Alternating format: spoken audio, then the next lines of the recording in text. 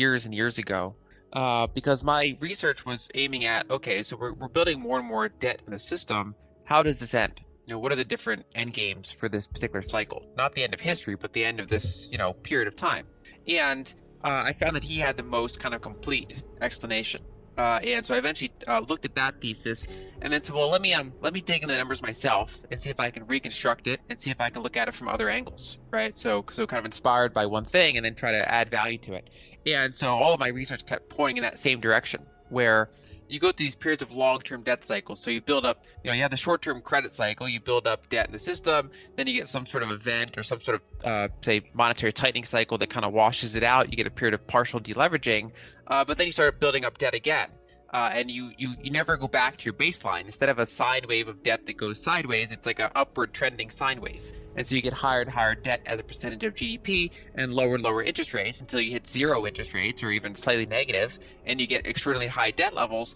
And historically in history, when you hit that sort of period, you get basically currency devaluation, debt monetization, and financial repression, which is basically that you start to get large fiscal expenditures and they hold interest rates low.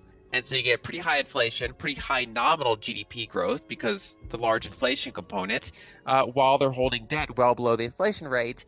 And so because basically if you have 100% or 150% debt to GDP, if you do the math on interest rates, you can't really have structurally positive real interest rates.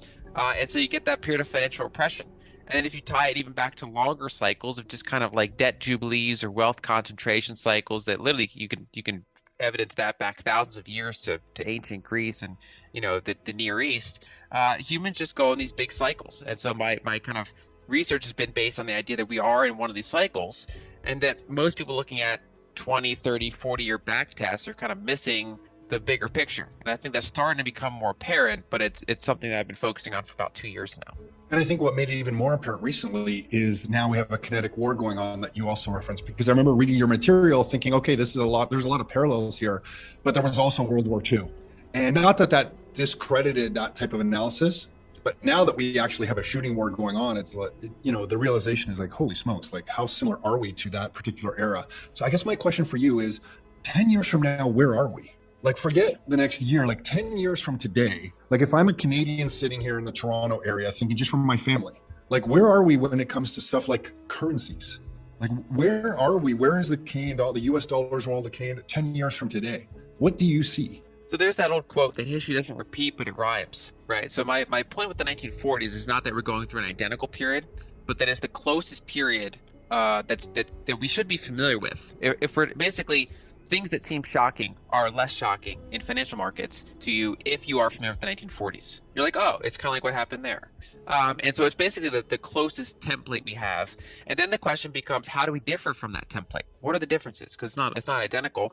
And one example is that back then, the United States was running structural trade surpluses.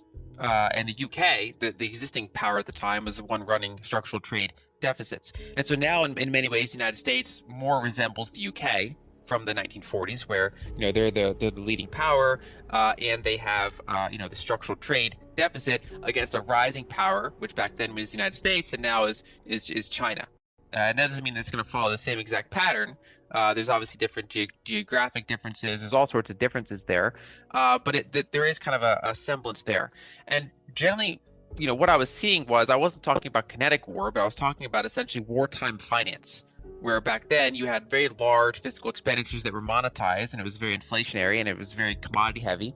And what we were seeing in response to a pandemic hitting a highly leveraged system, right? Because humanity's had pandemics in the past, and if you don't have a lot of leverage, it's not that it's obviously still bad from a humanitarian standpoint, but from a financial standpoint, it's not the end of the world.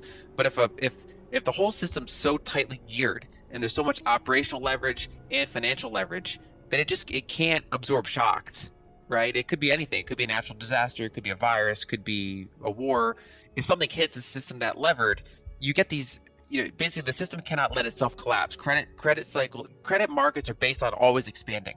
And that's why these kind of recessions have got kind of shorter and crazier with bigger and bigger government responses. And so when you're kind of at the long-term debts, like you're already at the zero bound in terms of monetary policy, and you get a big shock to the system, you get a massive fiscal response. And so it looked like wartime finance, even though we weren't in a kinetic war with another country. We were at war with, biology, essentially. We were at war with just saving our levered system.